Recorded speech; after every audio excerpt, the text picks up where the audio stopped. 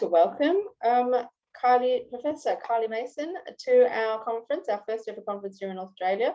I really appreciate your time and I'm looking forward to listening to your presentation. Take it away, Kylie. Thanks very much, Isabella.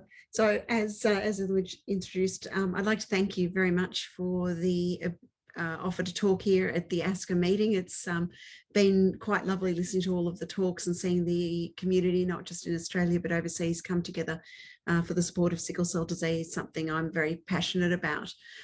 So I am a haematologist. I work mostly at the Royal Melbourne Hospital, but also at Peter MacCallum Cancer Centre in the University of Melbourne. And I'm the leader of what we call classical haematology, which is the non-malignant haematology.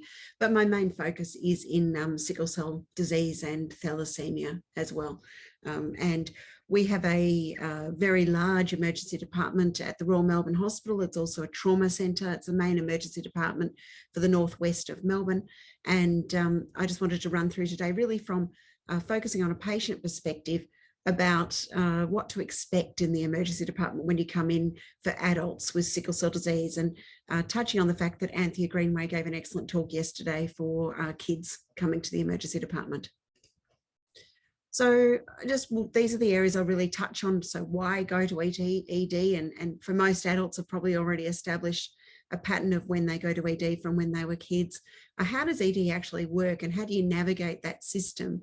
What are the benefits of this centralised sort of care for sickle disease? And then as a last point also about how to maybe avoid ED if possible. It's not always the best thing to do is avoiding ED. There are some times when you really need to be there, but for a lot of people, avoiding ED is something that you'd like to do if you can. So when should you go to emergency? And as I said, for adults, they've probably, as kids, already established a clear pattern. And I think the main thing here is to have this discussion with your doctor as part of your sickle cell disease plan, and to not be sort of sitting at home wondering what I should do. Have a phone number or somewhere or someone you can call, your doctor or your nurse practitioner, for example, around if you're not sure, if it's, you've got pain, it's been going on, but you're not really sure what that threshold is, for example. But I think there's some very clear absolute indications that you should go to emergency, and I've listed those there. If you have a fever above 38 degrees, any difficulty in breathing at all, chest pain of any sort, abdominal swelling, severe headaches, anything that would suggest a stroke, so sudden weakness, loss of feeling, movement or vision, any seizures or seizure activity, a painful erection of the penis that lasts more than 4 hours, so priapism, that's a definition of priapism. It's essential to go to emergency. I know a few speakers have touched on priapism, about how important that is. And really pain anywhere in the body that will not go away with treatment at home. And this is very subjective, of course. Everybody has a different pain tolerance, but in fact pain and pain crises are the #1 reason why people with sickle cell disease do go to emergency department, and that's very appropriate. So before you do go to emergency, if you're able to, and I mean obviously if you're having a stroke or severe pain, it may not be possible, but if able, have a list of the medications that you normally take, or even better, sometimes just grab a bag with the medications, bring that with you. Ideally know what you've taken, particularly in that last 24 hours, particularly with pain medications. That can be really helpful in the emergency department if we have a really good idea of what you've actually taken over the last 24 hours, so that we know what dose level we should be starting at and what background we're taking things on. What we don't want to do is overdose anyone with doses of opiate medication if they've already had very high doses, particularly recently, and they haven't kicked in yet, for example. On the other hand, we also don't want to start with a very high dose of opiates if people are on much lower doses regularly, for example. Bring the Medicare card. It's a small thing, but it just creates administrative hassles if you haven't got it sometimes. One thing I always say to people is take a photo of your Medicare card on your phone so that you've always got it with you, and then you don't have to fuss or worry about it if you just happen to leave the house in a hurry. Small bag of toiletries, practical clothing is handy to have if you've got time. The other thing to do before you go to emergency, ideally, or on the way, or even when you come into the emergency department, is notifying your regular care team. Now, different care teams will have different plans. And again, this is something you should discuss with your personal care team before you are in the situation for going to the emergency department, but about notifying them that you're there, notifying them there's anything else that they want to know about. And what they can often do is expedite the process through the emergency department by alerting the right team in emergency that you're coming in and making sure your process through as emergency is as smooth as possible, usually, even if that's not your home emergency department that you're going to. The other thing is to always carry your sickle cell alert card. Now, not everyone will have a sickle cell alert card, but, and this is an example, this is an alert card from courtesy, this is from the Sickle Cell Association of America, this is the Michigan one, but it's just an example of something I think is a reasonably good sickle cell alert card, and there's multiple variations of these. Ours is very much something almost like a business card that literally just says I have sickle cell disease, and their contact details and record number of the patient, for example, is a simple example. This one's quite good because it does give some basic examples of what a doctor should do. And so you really want these, particularly if you're not going to your home hospital or the hospital where your sickle cell centre is. And not everybody, particularly in an emergency, can get to that hospital for multiple varying reasons. So this gives doctors the basic information they need. It gives them the contact details, ideally, of your home hospital, of your home physicians. It gives them the base hemoglobin level, which can be very, very handy because many people with sickle cell disease, of course, do not have anemia. Some do, particularly sickle beta thal, for example. And it's really important to know what the baseline hemoglobin is so that we can understand if there's been a significant drop or not in that. And it really does give, if you end up in a country hospital where you're the first sickle patient they've seen or that doctor has seen, it gives very, very clear, easy information and also where to access further information about what they should do in the first instance. And really that first 30 minutes is critical to get accurate treatment and good treatment in. And this basically tells them very simply what they need to do. And a card like this can be invaluable. So I've already mentioned that pain crisis is by far and away the most common presentation, both in children and in adults to the emergency department. And this study looked at the emergency department visits by patients with sickle cell disease between 1999 and 2007. And you can see here in children under the age of 20 and those greater than 20 that around 2/3 of the presentations to the emergency department, slightly more in adults as a proportion, were for pain, other pain or unspecified pain. And then if you add in chest pain as well, 12% and nearly 9% in adults and children respectively. Certainly there are a very large numbers of presentations with sickle cell pain, and by far and away it's the commonest presentation to our emergency departments. Pain in sickle cell disease is very complex, and multiple, just as in sickle disease, and multiple complications can result in an emergency. So not only do these multiple complications, such as avascular necrosis, for example, cause pain and often very acute pain, but we can see pain and sickle emergencies come from really any organ system. And I won't step through them all here in detail, but some of the things we worry the most about are the chest crisis or pulmonary emboli, when we're looking at the chest and the lung system. Pulmonary hypertension and ischemic cardiac disease or heart attacks can also occur. There can be a stroke or hemorrhage within the brain. We worry about clots in the brain as well that can certainly occur.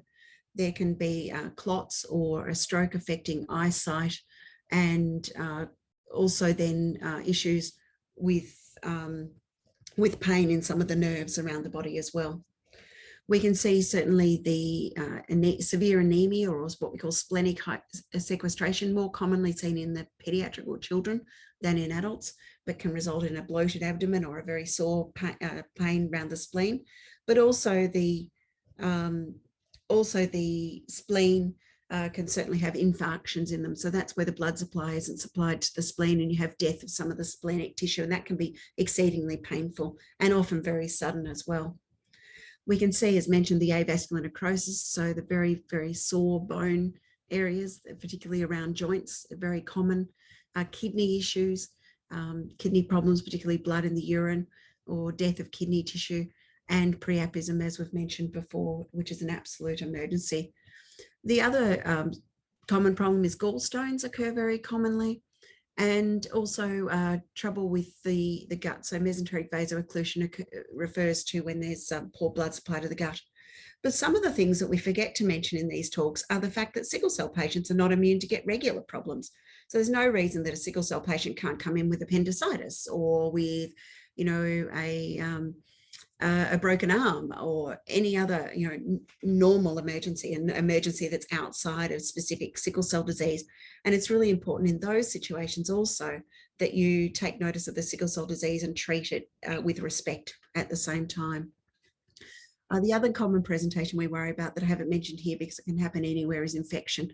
And again, infection incites the sickle cell disease. So our emergency department is the site of the TV show Emergency, and it's quite strange watching that show on TV because these are in fact the doctors in our emergency department, and it's made out to be a bit like a glamorous ER or something like that. But as all of you will know who've been in an emergency department, it's often far from that. And what actually happens in the ED, of course, is the first barrier physically and psychologically you face is triage. And triage needs navigation in some ways. So triage is the desk you go to at the start. Triage is really important. It allows the doctors and nurses to establish who takes priority, who needs to go in immediately, who can wait, how important that is. I think it's really, really important when you go to triage to say as one of the first things, I have sickle cell disease. That in itself establishes that you have a high priority.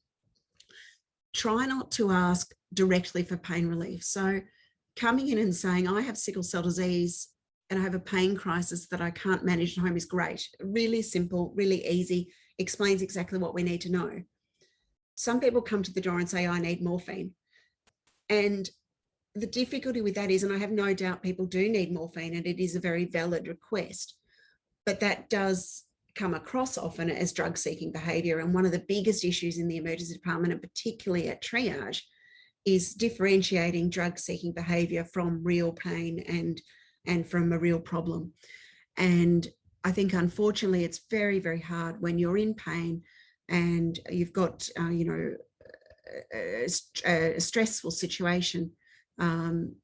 But the wording does matter sometimes. And that's where having that card can really, really help, because if you hand over the card, it legitimizes your problem, particularly if you're at a hospital that doesn't know sickle cell disease and doesn't know your individual circumstances or your record, particularly if they're not familiar with sickle disease. Emergency departments are really, really busy places most of the time. They are actually the best place to be though, because they're where you can get all of your acute management done. But it sometimes is really difficult when you're feeling really unwell and stressed. It's really hard to be tolerant, but it's a difficult balance, and aggression will never be tolerated in the emergency department. We see a lot of aggression in the emergency department from patients and their families who are stressed, and we recognise that they are stressed. But being polite goes a long way in the emergency department. So at triage, the nurse will ask you relevant questions and you'll be assigned a triage category. They may expedite things by ordering some tests straight from triage. They may send you back to the waiting room or straight through, and that really depends on the urgency at which you present and they assess, and bed availability. Ideally, they'll also notify the haematology department, which can expedite the process. In Australia, there's a very standardised triage with categories 1 through 5, and this is the Australian standard. Level 1, is someone who's coming in who's going to die having CPR, literally, the people who are having CPR, cardiac arrest type level. Level 2 is, people having a massive heart attack or a stroke, severe chest pains, can't breathe type situation. Category 3 is where people with sickle cell should be triaged. If it's not one of the above 2 categories, it should be the lowest level at which someone with sickle cell disease is categorised, and the Australian guidelines and international guidelines support that as well. So that's to be seen within 30 minutes. And the suffering from a severe illness it says there, you know, major fractures, severely dehydrated, but it's really something that it's urgent, but not immediately life-threatening, and 4 or 5 are below that. So you cannot really find out what level you've been triaged at, but if you haven't been seen within 30 minutes, 30 minutes is the standard and is the guideline that the emergency department should ideally be held to. Quick note about COVID, this is not a COVID talk, but expect to be tested currently for COVID in ED, regardless of symptoms. It's for the protection of everyone. When you go to the ward, you want to know that the person you're lying in bed next to is also COVID negative, and vice versa. The staff, you want to know they're COVID negative, and equally they need to know you're COVID negative. So in the current climate, do expect to be tested for COVID. It is a protocol in almost every hospital at the moment, and probably will be for some time going forward.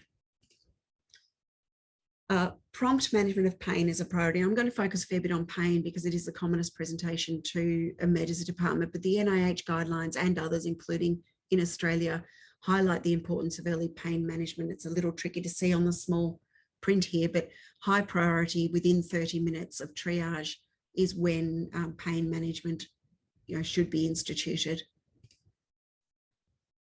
The basic guidelines for emergency department staff treating people with sickle cell disease are pain medicine within 60 minutes or 30 of presentation or 30 minutes of triage, looking at all methods of pain relief, you know, medications, heat packs, reassessing the response to pain regularly, excluding severe complications quickly. So doing a very rapid assessment. So looking at whether there's infection, heart or lung issues, blood clots, making a rapid assessment as to what needs to be done. Intravenous fluids and keeping the patient well hydrated, and then again focusing on the pain. So managing pain, including use of whether a PCA device has been is needed. So pain crisis really has 4 phases. The prodromal phase, which is not experienced by everybody, but about half patients have a feeling of an impending crisis up to 24 hours prior to the actual crisis. Numbness, aches, paresthesia can be seen. There's a possibility for early intervention there, possibly getting in for some IV fluids into the day centre, for example. There's an initial phase with a gradual increase in severity with a peak at 2 to 3 days. And this is these phases have been done through clinical trials and studies, recognizing that not everybody has the exact same features. Some people, and I know some of our patients, have pain that goes from 0 to 100 within an hour, and that can be, you know, common for them. But this is sort of been described as the typical anatomy of a pain crisis. During this phase, it can sometimes be really difficult to convince healthcare workers of the severity of your pain. Often patients, and I know from our experience, I'm sure everyone's nodding their head, people can sit there looking quite well and have there are actually no real signs of pain. And of course, everybody's pain experience is very different. So people can be sitting there saying, I've got severe pain, but looking pretty normal to the outsider who's not familiar with sickle cell disease. And that's where a dichotomy can often form between unexperienced staff with sickle cell, people who are not experienced with sickle cell disease, versus you know, the patient, and that's where real difficulty can happen, particularly in emergency departments, we find as well. And during this time, this is when the sickling's really ramping up and the organ involvement, such as say bony infarction, is taking hold and begins. In the more established phase, you've got the persistent severe pain, can often last for 4 to 5 days. Inflammatory symptoms are quite prominent. Sometimes you get fevers just from sickle cell crisis. You see increased hemolysis and more tissue damage through that phase. And then you have the resolution, where there's a gradual decrease in the pain severity over a couple of days, with inflammatory markers being often high and the sickling settling down over time. So the difficulty with pain management is it's complex, it's very individualised, and it's experienced differently by everybody. It's often multifactorial. We're dealing often with acute pain on a background of chronic pain and on a background of chronic use with opioids and other analgesia. And if not treated early, it's very difficult to break the cycle of pain and sickling. So ideally, wanting to get in on that really early pain crisis, so in that prodromal phase or the very early phase, and get on top of the pain then. Otherwise, it can be very, very difficult to get on top of the pain at that time. Pain etiology is also very, very complex, and this is from the ASH clinical practice guidelines. We see that, in fact, you've got the what people or medical people might think about as the real pain, so inflammation, ischemia, for example. There's also the nervous system involvement. There's a lot of contribution by stress and sleep. So many people know, and I know some of our patients will recognize when they've got a stress, such as an upcoming exam at uni, for example, the pain feels worse, everything feels worse. Or if you haven't had a good night's sleep, we all know that things are worse when you haven't had a good night's sleep. And then there's also the contribution of depression and anxiety and previous experience as well. If you've had bad experiences with pain or with that department before, then you're going to be more anxious about getting your problems sorted quickly. The treatment in emergency often focuses around pain medicine, and there's either opioids or non-opioids, with opioids being morphine or fentanyl being the mainstay for most with treatment of acute pain, but some patients don't respond as well. And there's issues around chronic use of opioids and dependency, whereas the non-opioids, and ketamine's one that we would often use. It's an anesthetic agent, but used in a dose that's below that causes total anesthesia, can reduce or avoid opioids sometimes and work better in long term than opioids. But it's important to also look at other treatments and other adjuncts. So non-steroidals such as Nurofen, for example, can be very useful as well. Other ways of treating the pain can be with regional anesthesia, so injections or infusions of pain relief specifically for a particular pain. So if you've got very bad hip pain or arm pain, for example, numbing just that area of the body and can be very useful, but really requires someone with that particular expertise to do the procedure, which is usually an anaesthetist, and may not be available either after hours or in regional centres all the time. It's really important to consider also the non-drug therapies for acute pain, and I've listed some of them there, but they've very much been demonstrated to improve pain, to improve quality of life and reduce opioid use, reduce the length of stay in hospital. It's, again, very individual, can be very difficult to access, particularly in a public emergency department, and can actually be expensive for a lot of people because they're not funded in any way, such as on the PBS, of course, because they're not drugs, but certainly things to consider. And many emergency departments will certainly have things like heat packs available as well. And if you find heat packs work, please ask for them. So really tips for receiving better care in the ED. And EDs are very, very difficult because each ED is different, each patient's different, each time you go to the ED is different. But being prepared, have a plan, have a sickle cell plan, work with your regular doctor to make sure that your medical records are updated, including as much information, your current pain medicine, so we know what the background is. And have a pain management plan with your regular doctor and make sure it's entered into your medical records so that everyone can access it. But have a copy that you keep yourself at home, because you may not end up, for whatever reason, in your emergency department with your doctors. So have that there. Again, take a photo on your phone. Most people have their phones with them all the time, everywhere. Take a photo on your phone so you know where it is. You don't have to worry about getting that bit of paper. Again, when you go to ED, make it clear that you have sickle cell disease very early on. Ask them to contact your regular sickle cell team. Ideally, know your doctor's regular contact information. Again, have some information either on your phone somewhere with their details, and ask them to call your regular doctor early and often.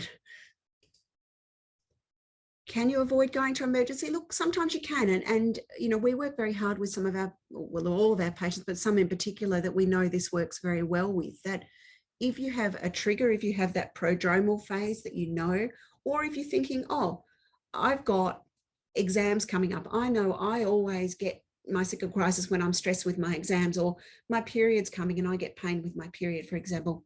We bring patients into the day centre. We can give them IV fluids. We can give an analgesia plan so that we can try and manage that in the community instead of coming to emergency. And I think that can make a big difference in trying to avoid crises, because once a crisis is established, it's very hard to get out of that cycle and you're inevitably in hospital for a couple of days.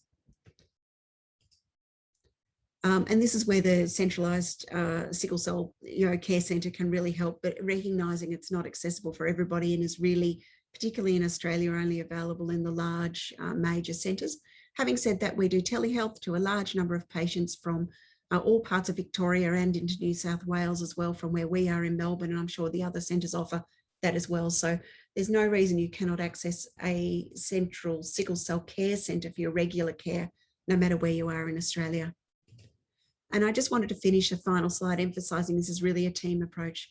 Team starts with the patient and their families and friends, and really works out towards including the whole medical, nursing and allied health team to try and avoid presentations to emergency department as much as possible. When you do go to emergency, including the emergency group in your team, and working with them to achieve the best outcome overall. Thanks very much for the opportunity to talk today. Thank you, Professor Kylie Mason. That was quite informative. I guess what I got out of that was making sure that you are prepared, working as a team with your healthcare providers, and always being organised, especially when you're going into emergency departments, which was very important to getting the care that you require once you get there, because it's always hard to sort of express what kind of care you need when you are in extremes amount of pain. Getting that message across is very important to get the quickest care that you can. There are some questions in the chat part that people have asked, so I was hoping that you would have the time to answer them, if that's okay. That's fine. Let's start from the very top, unless you wanted to have a look through it, because no, you let me know which ones you'd like me to answer. So let me just see. I've got a question from, let me just get there. A question from Prem. He's asking, does low blood pressure indicate the severity of a sickle cell warrior having a crisis? So it depends on the situation, Prem. Very much low blood pressure is a warning sign in the emergency department for lots of different things. It could indicate that someone has a severe infection or a blood clot in the lung, for example, or a heart attack. But equally, high blood pressure can indicate lots of major problems as well. So low blood pressure by itself, you can't really take out of context. You really need to look at the whole patient, what the situation is and what's going on.